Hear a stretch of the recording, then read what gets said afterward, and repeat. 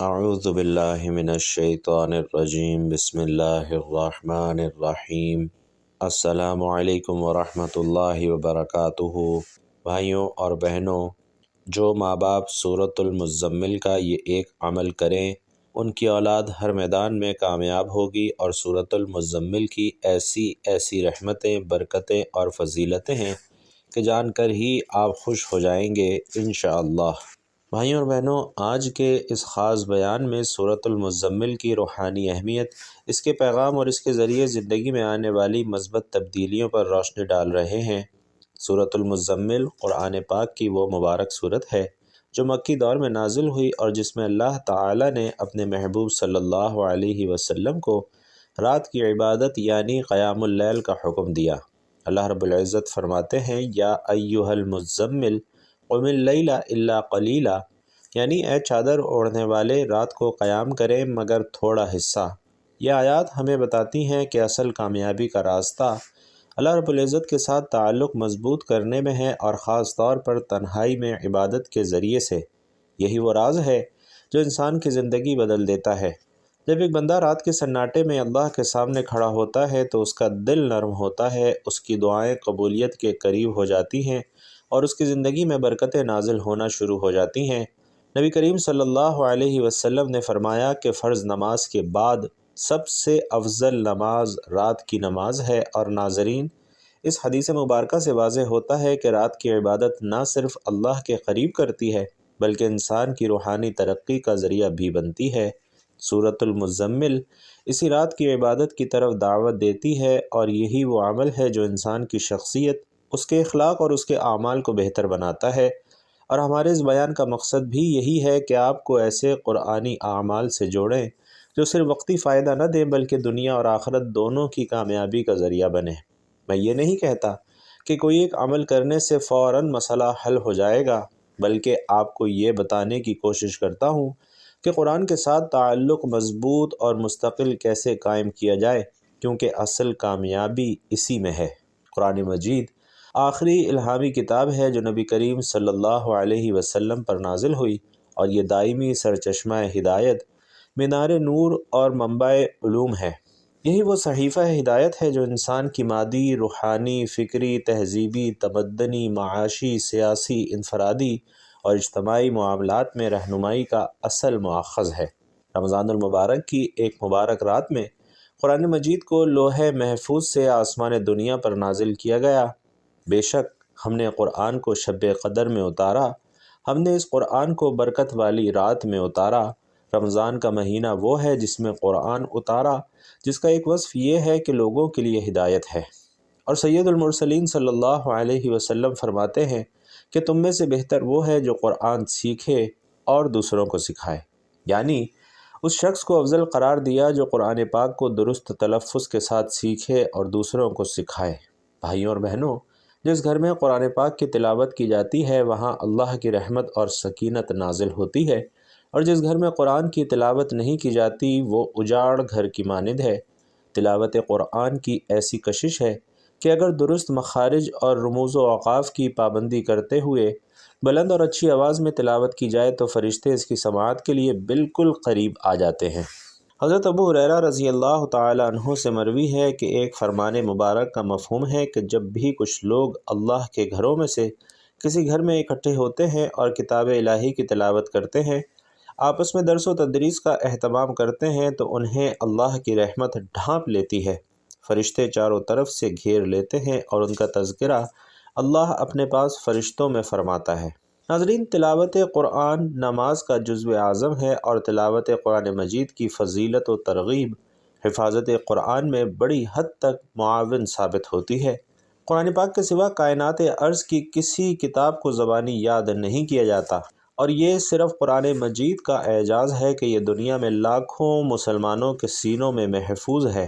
تلاوت قرآن کی اہمیت اور فضیلت واضح ہونے کے بعد ہمیں اس بات کا بھی ادراک ہونا چاہیے کہ اس مقدس اور بابرکت کتاب کو پڑھنے کے چند مخصوص آداب ہیں جن کا خاص خیال رکھنا چاہیے، اور انہیں مختصراً بیان کر رہا ہوں، جس میں سب سے پہلے پاکیزگی ہے کہ اس کتاب کو ہاتھ لگانے سے پہلے پاک صاف ہونا ضروری ہے، جیسا کہ ارشاد باری تعالی ہے کہ اسے سوائے پاک لوگوں کے اور کوئی نہ چھوئے۔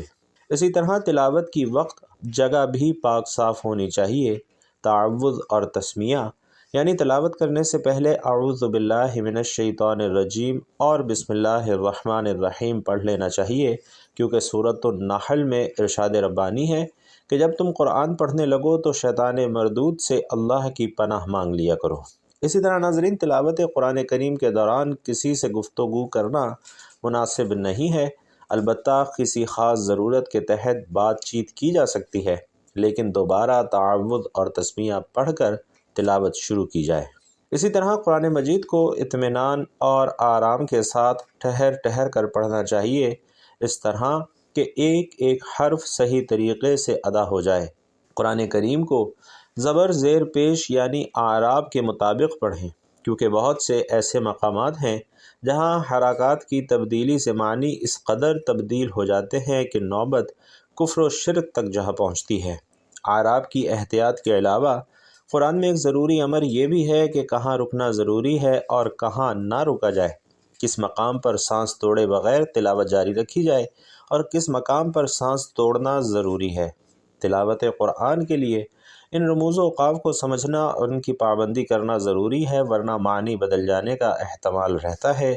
یہ تلاوت کرنے والی کی مرضی پر منحصر ہے کہ تلاوت بآواز بلند کرے یا دھیمی آواز میں قرآن کریم کی تلاوت کرے، لیکن جب قرآن مجید بلند آواز میں پڑھا جائے تو دوسرے لوگوں پر اس کا سننا اور خاموش رہنا ضروری ہے۔ قرآن پاک میں آتا ہے کہ جب قرآن پڑھا جائے تو اسے کان لگا کر سنو اور خاموش ہو جاؤ تاکہ تم پر بھی رحمت ہو۔ اگر قریب میں کوئی شخص ایسے کام میں مصروف ہے کہ وہ چھوڑ کر قرآن کی طرف متوجہ نہیں ہو سکتا تو پھر بہتر یہی ہے کہ اتنی دھیمی آواز میں تلاوت کی جائے کہ خود آپ کے کانوں میں آواز جائے۔ تلاوت قرآن کو درست مخارج اور تجوید کے تمام اصولوں کو مد نظر رکھ کر قرأت کی جائے تو خوش الحانی پیدا ہوتی ہے اور سننے والوں کو دلکش لطف و سرور اور سکون نصیب ہوتا ہے۔ تلاوت تھوڑی ہی صحیح مگر باقاعدگی کے ساتھ کی جائے۔ سورۃ المزمل میں اللہ رب العزت فرماتے ہیں کہ جس قدر آسانی کے ساتھ پڑھا جا سکے پڑھو۔ اسی طرح ناظرین، ان ظاہری آداب کے علاوہ قرآن مجید کا حقیقی فائدہ اسی وقت ہو سکتا ہے جب اس کے معانی اور مطالب پر غور کیا جائے، بصیرت حاصل کی جائے۔ قرآن علم و دانش کی کتاب ہے اور اس کا موضوع انسان ہے۔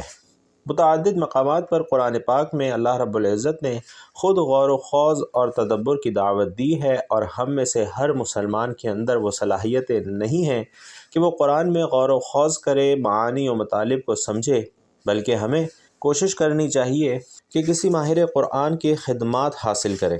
حضور صلی اللہ علیہ وسلم نے ماہرین قرآن کی فضیلت بیان فرمائی ہے کہ قرآن مجید میں مہارت رکھنے والا صاحب عزت نیک لکھنے والوں کے ساتھ ہے۔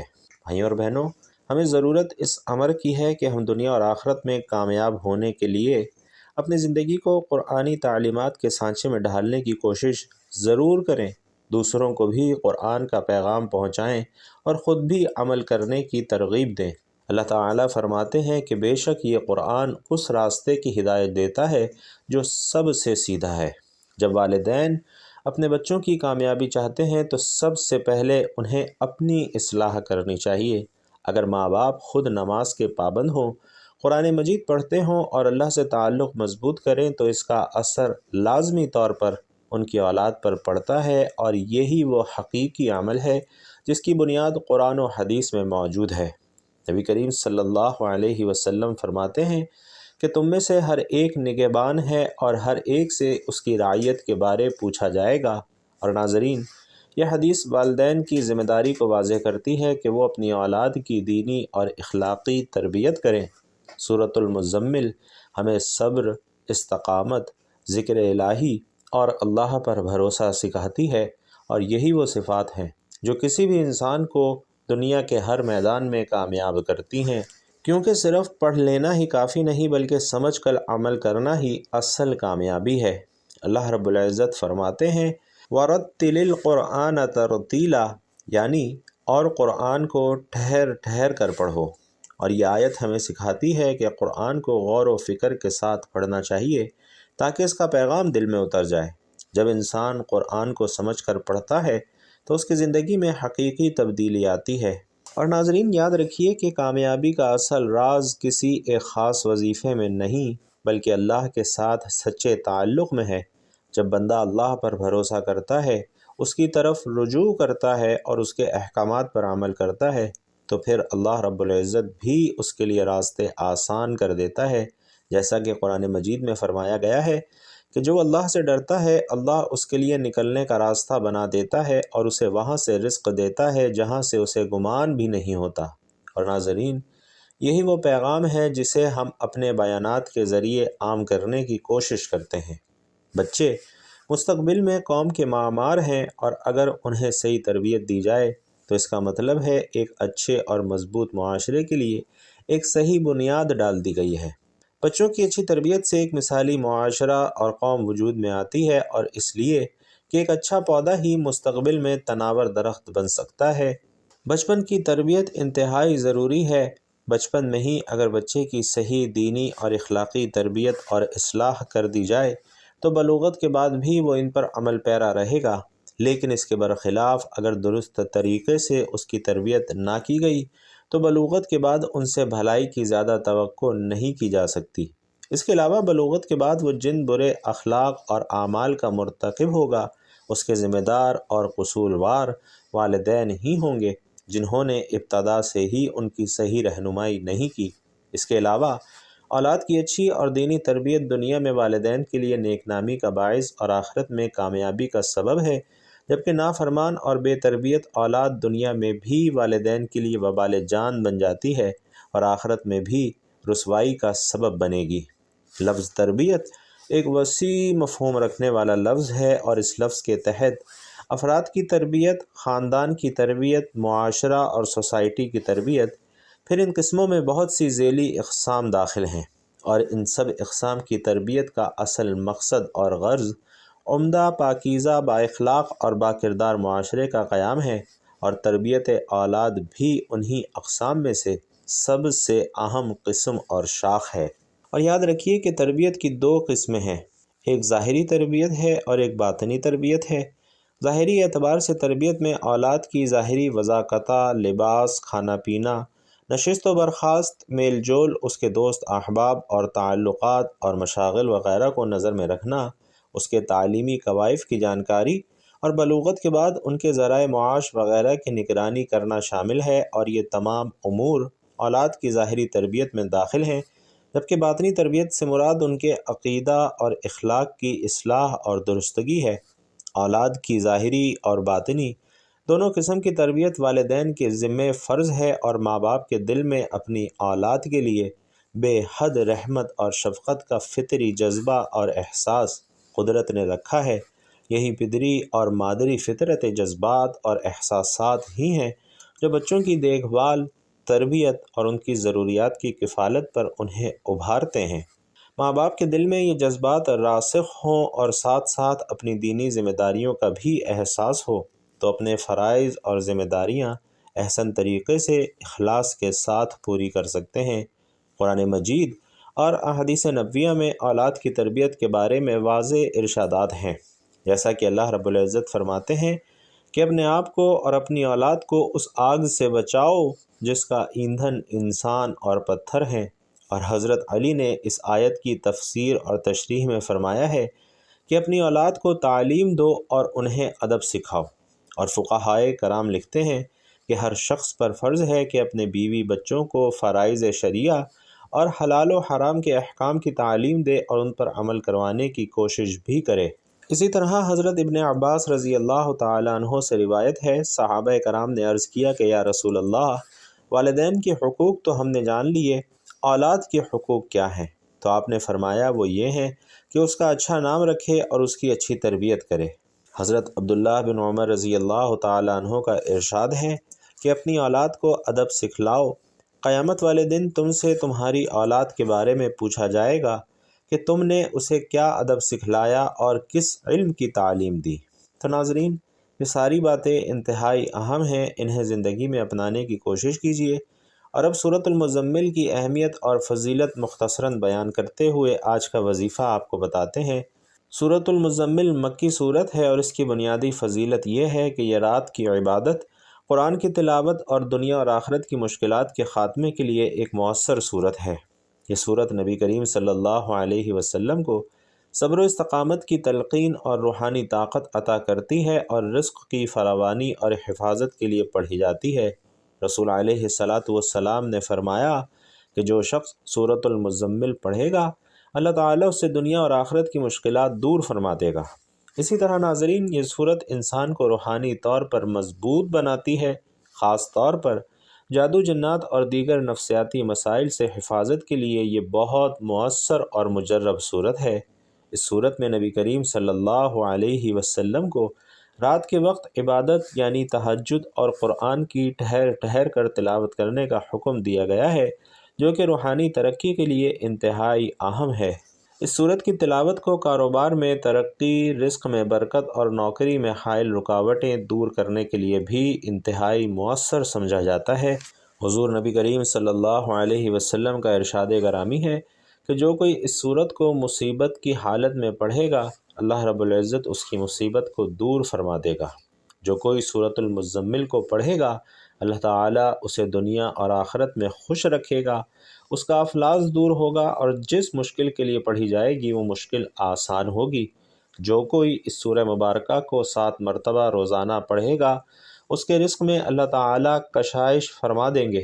اگر کوئی مسئلہ حل نہ ہو رہا ہو تو 40 روز بلا ناغہ خلوت میں 40 مرتبہ سورۃ المزمل پڑھیں، اور ایک روایت کے مطابق جو کوئی 1 سال تک بعد نماز فجر روزانہ 11 مرتبہ پڑھا کرے، اس کے رزق میں برکت ہوگی اور کبھی غریب یا محتاج نہیں ہوگا۔ روزانہ پڑھنے والے کی اللہ تعالیٰ دینی اور دنیاوی مشکلات، آنے والے حادثات و خطرات کو دور فرما دیتے ہیں۔ اگر سورہ مزمل کو پڑھ کر حاکم کے سامنے پیش ہوں تو حاکم مہربان ہوگا۔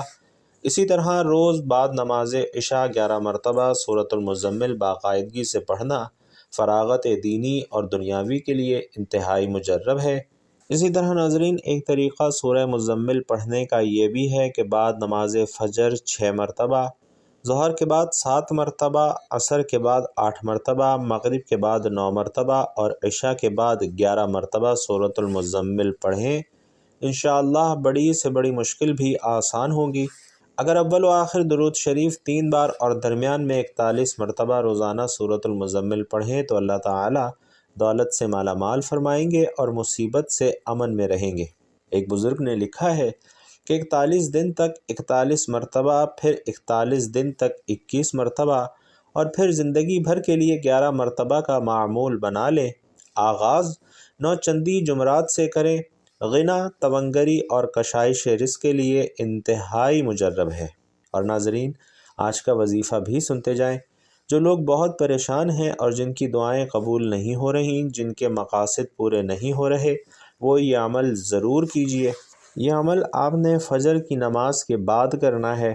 تو فجر کی نماز ادا کرنے کے بعد سب سے پہلے حضور اقدس صلی اللہ علیہ وسلم کی خدمت میں 3 مرتبہ درود پاک کا نذرانہ پیش کریں، اور درود پاک پڑھنے کے بعد آپ نے سورۃ المزمل کو 1 مرتبہ پڑھنا ہے، لیکن آپ نے اسے اس طرح سے پڑھنا ہے کہ جب آپ سورۃ المزمل شروع کریں اور جب آپ اس آیت پہ پہنچے رب المشرق والمغرب لا الہ الا ہوا فاتخذہ وکیلا، تو اس آیت پر جب آپ پہنچیں گے تو اس آیت کو آپ نے 3 مرتبہ پڑھنا ہے اور اپنے ذہن میں آپ نے اپنا مقصد رکھنا ہے۔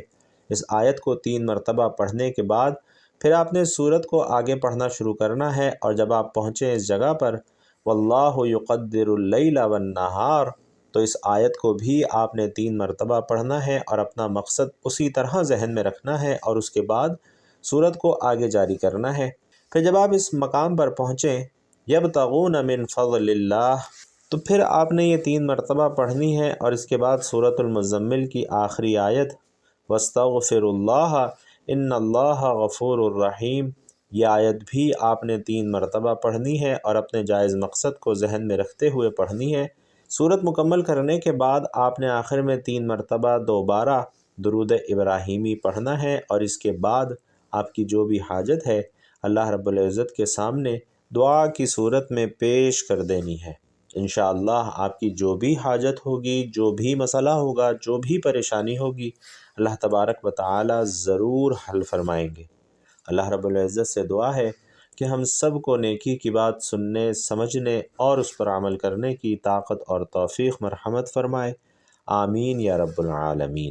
بھائیوں اور بہنوں، آخر میں آپ سے گزارش کروں گا کہ بیان آپ کو اچھا لگا ہو، دین کی یہ باتیں اچھی لگی ہوں تو کمنٹ باکس میں ایک مرتبہ صدق دل سے ہمارے لیے جزاک اللہ ضرور لکھتے جائیے گا۔ اللہ تبارک و تعالی آپ سب کا حامی و ناصر ہو، آمین یا رب العالمین۔